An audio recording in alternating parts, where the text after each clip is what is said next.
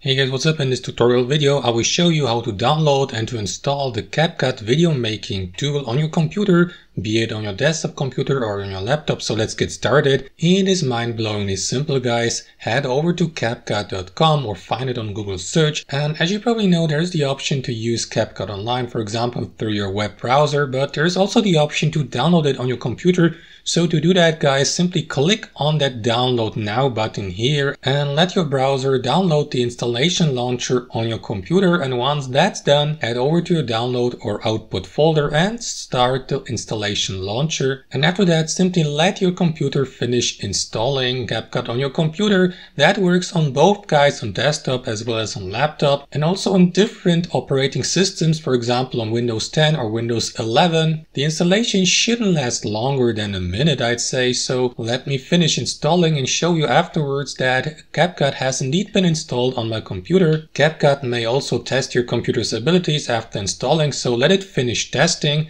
And once it has finished testing, click on this confirm button here to launch CapCut on your computer. And that's basically it, guys. They will ask you also to agree to TOS, and after that you can immediately start creating your first video project. So guys, thanks for watching and I'll see you later.